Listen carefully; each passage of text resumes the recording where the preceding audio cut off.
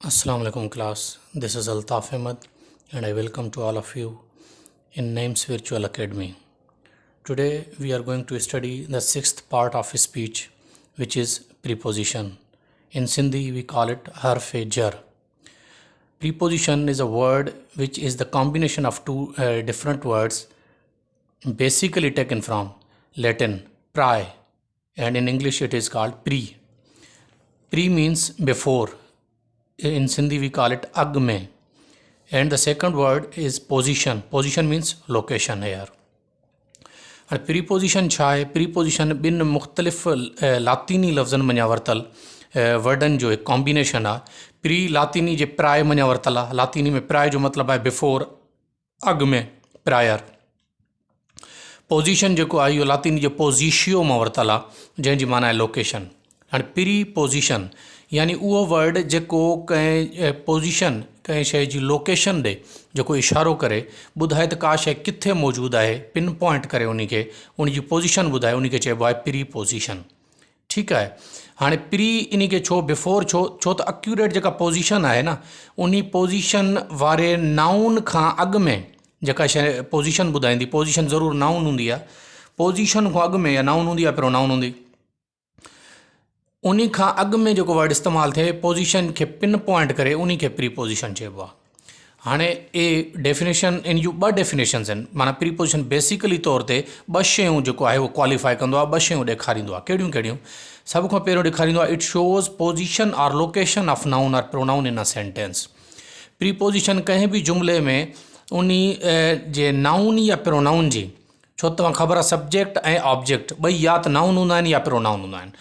Subject जी या कंहिं object जी preposition छा ॾेखारींदो आहे? पोजिशन ॾेखारींदो आहे, पिन पॉइंट कंदो आहे. कीअं? हाणे हिते तव्हां जुमिलो ॾिसी सघो था. हाणे हिते एग्ज़ाम्पल आहे cat is under the table. हाणे केट टेबल जे हेठां आहे. हाणे पोजिशन छा आहे? पोजिशन आहे टेबल. ठीकु आहे. हाणे पिन पॉइंट अञा वधीक करेसि थो त हाणे उन टेबल जे साॼे आहे, खाॿे आहे, मथां आहे, हेठां आहे, किथे आहे, उहो पिन पॉइंट वर्ड हे करेसि थो. हाणे हे पोजिशन, पोजिशन खां अॻु में जेको वर्ड इस्तेमालु थियो, पोजिशन खे पिन पॉइंट करण जे लाइ उन वर्ड खे असां छा चवंदा आहियूं? उनखे चवंदा आहियूं प्री पोजिशन. हे ॾेखारींदो छा आहे? हे लोकेशन खे, पोजिशन खे छा कंदो आहे? हे पोजिशन या लोकेशन खे पिन पॉइंट कंदो आहे इहो वर्ड. ठीकु आहे. हाणे हिते ॾेखारे थो त केट यानी ॿिली जेका आहे उहा टेबल जे हेठां आहे. ठीकु आहे. हाणे ॿियो असां हिते मिसाल आहे birds flew over my head. पखी जेके आहिनि उहे मुंहिंजे मथे जे मथां उॾामी विया. ठीकु आहे. हाणे हिते कहिड़ो वर्ड ॾेखारे थो? ओवर ॾेखारे थो. पोजिशन छा आहे? मुंहिंजो हेड. हाणे उहो पोजिशन खां अॻिते आहिनि, पोइते आहिनि, मथां आहिनि, हेठां आहिनि, साॼे आहिनि, खाॿे आहिनि. पिन पॉइंट जेको पोजिशन खे अञा वधीक वर्ड करे थो, उहो कहिड़ो वर्ड आहे? उहो आहे ओवर.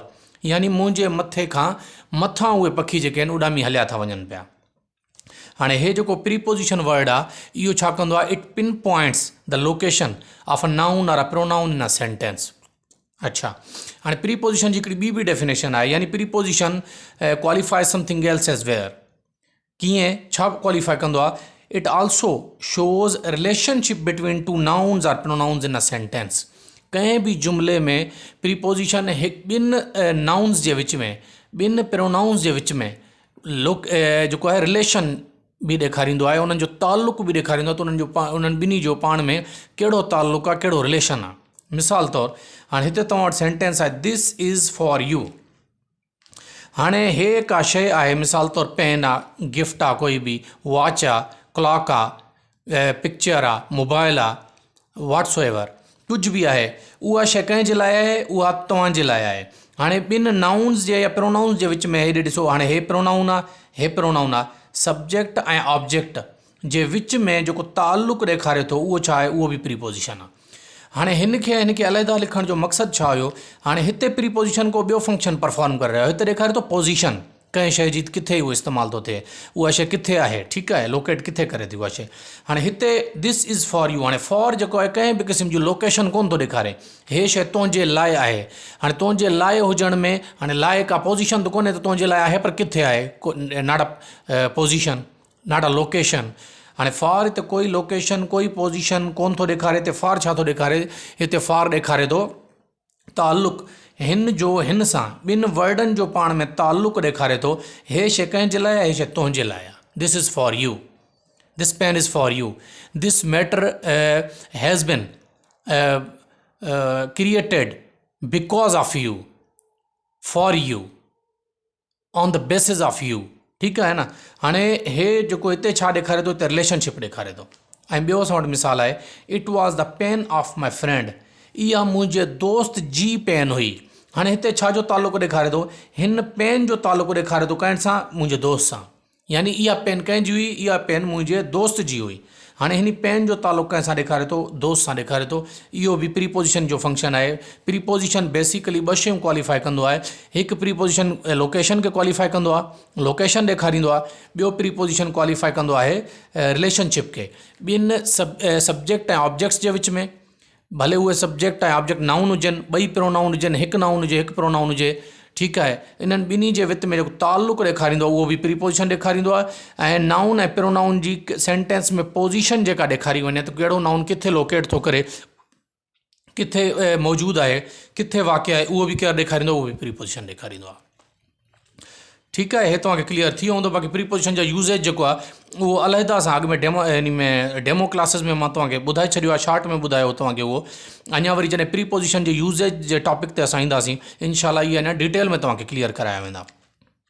ऐं उन खां अलावा हिकिड़ी ॿी ॻाल्हि जेका इंपॉर्टेंट आहे तव्हांखे ॿुधाइणु, हाणे हे जेके नयूं ग्रेड 5 खां ग्रेड 15 ताईं जेके ड्यूटियूं अनाउंस कयूं हुयूं, सॉरी टेस्ट्स अनाउंस कयूं हुयूं, छो त ड्यूटियूं अञा न अनाउंस कयूं हुयूं, अॻु में स्क्रीनिंग टेस्ट इहा वठनि था पिया IBA वारा। इन जो सिलेबस बि अनाउंस थी वियो आहे। त अॼु मूंखे काफ़ी स्टूडेंट्स मैसेज करे चवनि पिया, सर उन जे मुताबिक़ पढ़ायो। हिकिड़ी ॻाल्हि यादि रखे छॾो, जेको असां तव्हांजो सिलेबस डिज़ाइन कयो आहे न, इहो तव्हां पाकिस्तान जी, सिंध जी न, पाकिस्तान जी कहिड़ी बि टेस्ट में हलिया वञो, इनशाला इहो सिलेबस उन टेस्ट खे क्वालिफाई करण जे लाइ इनशाला मुंहिंजो जेकॾहिं इंग्लिश सब्जेक्ट आहे त इंग्लिश जे लाइ इहो इनफ हूंदो इनशाला। सर नईम साहब जो जीअं मैथमेटिक्स आहे, त मैथमेटिक्स जेका सर नईम साहब तव्हांखे पढ़ाईंदो, उहा कंहिं हिकु इम्तिहान जी कोन थो पढ़ाए। उहे जेके बि इम्तिहान ईंदा, असां उहे सभु मद्देनज़र रखी, दिमाग़ में रखी, उन तरीक़े सां सिलेबस डिज़ाइन कयो आहे। उन तरीक़े सां असां टॉपिक्स खे वठी वेंदासीं, उन तरीक़े सां तव्हांखे असां हल कराईंदासीं। हाणे हिते प्रीपोजिशन जी जस्ट डेफिनेशन हुई, बाक़ी जो यूज़ेज असां अलहदा सां पढ़ंदासीं उहो तव्हांखे बाद में पढ़ायो वेंदो। ऐं तव्हांखे हिते इहा ॻाल्हि ॿुधाइण जो मतिलबु इहो, तव्हां बेफ़िक्र थी वञो इनशाला। जेको हाणे इहो ड्यूटी जो इन्हनि जो टेस्ट्स जो जेको हाणे इहो सिलेबस आयो आहे, इनशाला उन मुताबिक़ ई असां हलंदासीं। असांजो फर्स्ट प्रियोरिटी ऐं टारगेट इहो सिलेबस हूंदो, छाकाणि त क़रीब में इहा ई टेस्ट आहे। पोइ उन तरीक़े सां तव्हां असांखे जेको आहे असां तव्हांखे उहो पढ़ाईंदासीं। पोइ जेके शयूं मां फॉर एग्ज़ाम्पल तरतीब में अॻिते पोइ करियो आहे, हाणे सिलेबस खे ॾिसी करे पोइ बाद वारी शइ असां अॻु में खणी ईंदासीं, छो त अॻु में उन जो ज़्यादा रोल हूंदो। जेकॾहिं इन टेस्ट में पहिरियों असां उहा शइ खणी ईंदासीं, बाद में खणी ॿियूं शयूं पढ़ी वठंदासीं असां। पर इनशाला within these 4 months which you are reserved for, you will be given, you will be taught, you will be elaborated, you will be studied all those important points which are completely connected or concerned with the tests you are going to appear in. You don't worry about it. It's now our headache, not yours. Hopefully you got it. Now we are moving towards the next topic of today's lecture, and that is the 7th part of speech, conjunction. हाणे असां conjunction ते move कयूं था। 7हों part of speech आहे conjunction. हाणे conjunction खे सिंधी में सॾिबो आहे हर्फ़ जुमिलो। ठीकु आहे, जुमिले जो हर्फ़ आहे इहो कंदो छा आहे, इन जो फंक्शन छा आहे सेंटेंस में, या ॾेखारींदो छा आहे इहो। इट जॉइंस 2 words, इहो ॿिनि लफ़्ज़नि खे छा कंदो आहे, पाण में मिलाईंदो आहे। या 2 sentences, ॿिनि जुमलनि खे पाण में ॻंढींदो आहे। फ्रेज़िस, ॿिनि फ़िक्रनि खे पाण में मिलाईंदो आहे। और क्लाज़िस ETC, या क्लाज़ खे कंहिं जुमिले जे हिकु हिसे खे जुमिले जे ॿिए हिसे सां मिलाईंदो आहे इहो। ठीकु आहे। हाणे कीअं, हिते ॾिसो तव्हां, Ali and Ahmad count the beads. Ali ऐं अहमद तस्बीह पढ़ी रहिया आहिनि या तस्बीह पढ़नि था। हाणे हिते अली ऐं अहमद ॿिनि नालनि खे, ॿिनि वर्डनि खे, ॿिनि नाउन्स खे एंड पाण में कनेक्ट करे रहियो आहे। हिते कनेक्टर या लिंकिंग या जॉइनिंग जेको वर्ड आहे उहो कहिड़ो आहे, एंड आहे। Conjunction is the linking, joining and connecting words. ठीकु आहे, कंजंक्शन जॉइनिंग ऐं लिंकिंग वर्ड आहे। ठीकु आहे। उन खां पोइ ॿियो तव्हां मिसाल ॾिसो, ही इज़ एट द डोर, उहो दरवाज़े वटि आहे या दरवाज़े वटि बीठो आहे। But I can see him, but I can not, but I can't see him right now. पर हाणे मां उन सां बिल्कुलु हाणे उन सां मां नथो मिली सघां। कोई भी वजह आहे मां नथो मिली सघां। हाणे तव्हां हिते ॾिसी सघो था, हिते असां वटि ॿ क़िस्म जा क्लॉज़ आहिनि। हिकिड़ो आहे he is at the door, sentence हिकु ई आहे, इन खे कंपाउंड सेंटेंस चइबो आहे, जंहिंमें कंजंक्शन विझी करे उन्हनि ॿिनि जुमलनि खे हिकु करे मिलायो वेंदो आहे। अहिड़े क़िस्म जे सेंटेंस खे कंपाउंड चयो वेंदो आहे या कॉम्प्लेक्स सेंटेंस बि चयो वेंदो आहे। हाणे हिते जीअं ही इज़ एट द डोर, हू दरवाज़े ते आहे, but I can't see him right now, पर हाणे मां उनखे नथो ॾिसी सघां, उन सां नथो मिली सघां मां। ठीकु आहे। हाणे हे तव्हां ॾिसी सघो था कंप्लीट हिकु अलॻि सेंटेंस आहे, he is at the door.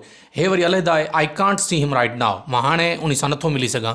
हे ॿ डिफरेंट सेंटेंस आहिनि। इन्हनि ॿिन्ही सेंटेंसिस खे पाण में केरु मिलाए थो? But. Therefore, but will be considered as the conjunction because it is performing the duty of connecting or joining or linking two different sentences. And it is converting two different sentences or the clauses of sentences into one. Therefore, it will be called conjunction. अच्छा, हाणे conjunction हे तव्हां ॿई सम्झी वियो। हाणे conjunction जा जेके कुझु वर्ड्स मां मिसाल जे तौर ते तव्हांजे लाइ लिखिया आहिनि उहे आहिनि एंड, बट, एंड ऐं, बट पर, सो तंहिं करे, देयरफॉर तंहिं करे, इफ़ माने जेकॾहिं, सिंस माने छाकाणि त।